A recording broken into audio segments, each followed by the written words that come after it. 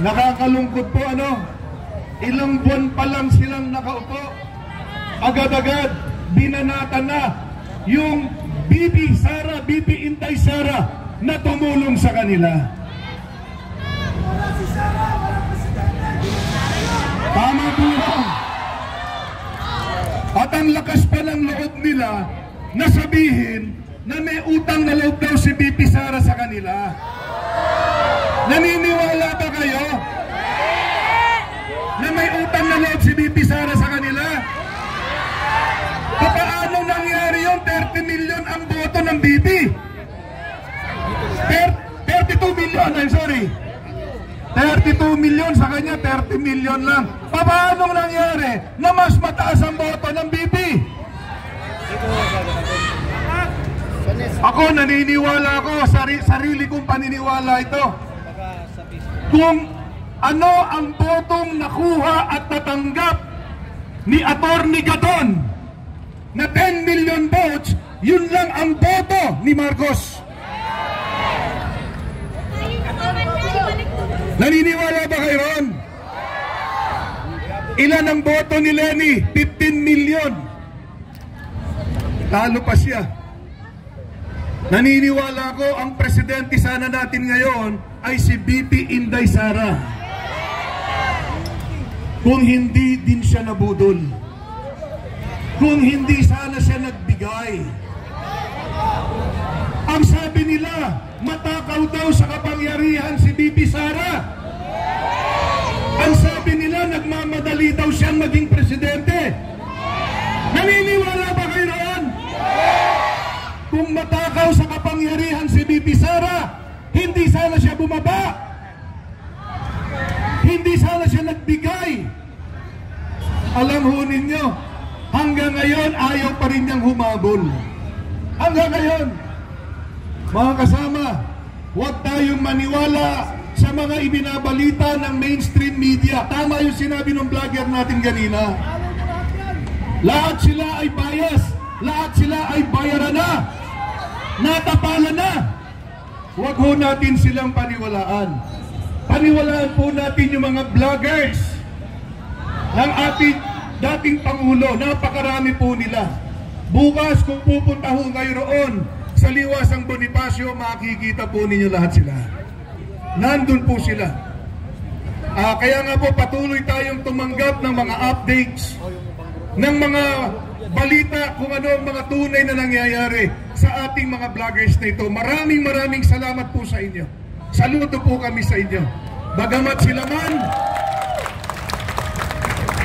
ay ipinapatawag sa Kongreso, subalit hindi ho sila pumayag dahil alam din naman nila ang kanilang karapatan.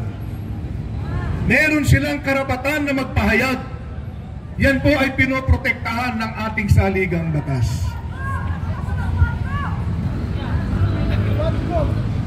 Okay, ulitin ko lamang po ang ating official GC.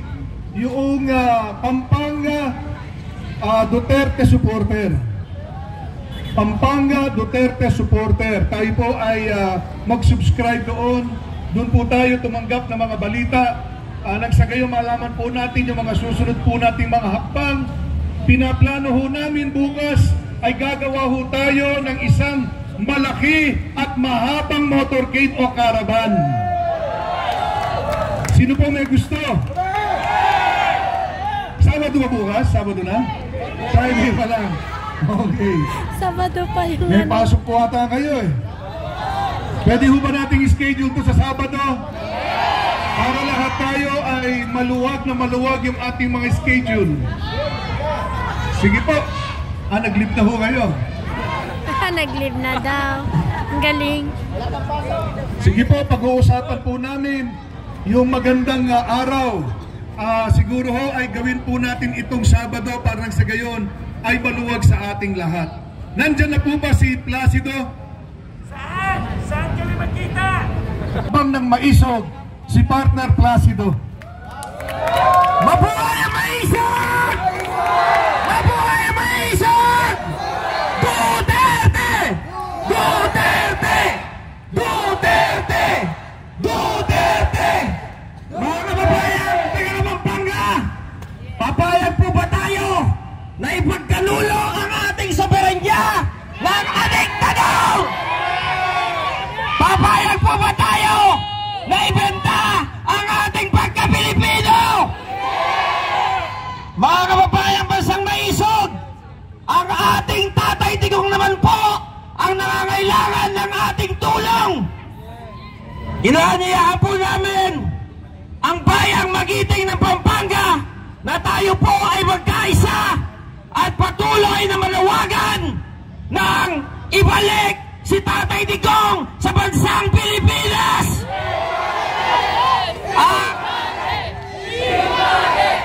Ibalik! Ibalik! Si Tatay Digong ay isang Pilipino. Siya ay sinalaula. Siya ay ibinenta ng gobyernong bangag. Papayag po ba tayo na magpatuloy ang ganito? Walang kaso. Binaboy ang ating konstitusyon. Binaboy ang ating Korte Suprema. Sa susunod, buong Pilipinas na ang bababuyin. Papayag ba kayo? Justice for Tatay Digong! Mabuhay ang bansang maisog!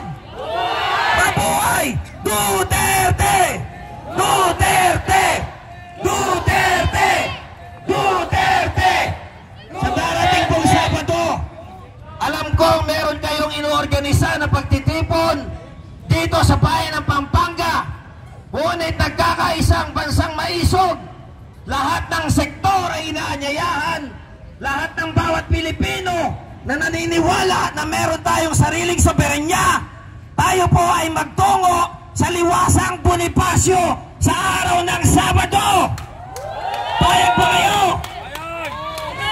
Mula rito sa probinsya ng Pampanga, mula sa buong Central Luzon, Region 1, kasama natin ang mga leader ngayon dito, Region 2, tayo po ay tutungo sa NCR, doon sa sentro ng kapangyarihan.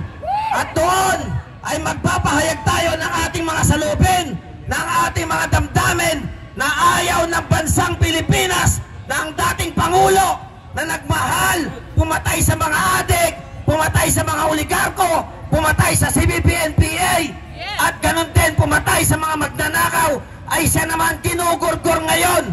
Papayag ba kayo? Papayag ba kayo na nandun si Tatay Digong? Mabuhay ang bansang maisog. Magkita-kita po tayo sa araw ng Sabado. Duterte! Duterte! Duterte! Maraming salamat po. Mabuhay ang bansang maisog. Maraming salamat, Partner Placido, sa napakainit at napakatapang na mensahe. Ngayon po tatapusin po natin ang ating programa ngayon sa pamagitan po ng pagdarasal. Pwede po ba nating sindihan lahat ng ating mga cellphone? Sige po, pwede po sana lahat magsindi ng ilaw bilang kandila natin ngayong gabi. Yan, napakaganda hong tignan mula rito. Sige po, i-video ho natin nang sa gayon ay maipakita rin ho natin sa social media ang kaganapan dito sa Angeles City. Tayo pong lahat ay manalangin, magdasal sa presensya ng ating Panginoon. Diyos na makapangyarihan sa lahat dyan sa langit, naniniwala kaming tinutunghayan mo po kami sa lugar pong ito, sa aming pagdarasal ngayon para sa aming bansa. Sinasabi mo, kung ang bansang ito ay magpakumbaba, magsisi at magbalik loob sa akin, patatawarin ko sila't pagagalingin at aayusin ng kanilang bansa. Sa gabing ito, O Diyos, wala kaming ibang inaasahan kundi Ikaw. Tulungan mo po kami. Pagpalain mo ang bansang ito. Pagkaisahin mo po kami, Panginoon. Matagal na panahon, nagkakawatak-watak po kami sa maraming kadahilanan. Ngunit sa gabing ito, dalangin po namin, pagkaisahin mo ang aming mga puso bilang Pilipino. Wala kaming mga political messages. Meron kaming iba't ibang mga paniniwalang politikal. Meron kaming iba't ibang paniniwalang relihiyon. Subalit ngayon, nagkakaisa at nagkakasundo kami para sa aming minamahal na bansa. Panginoon, tunghayan mo po kami. Iunat mo ang iyong mapagpalang kamay. Pagpalain mo ang bansang Pilipinas. At aming itinataas ngayon ang aming dating Pangulo Duterte.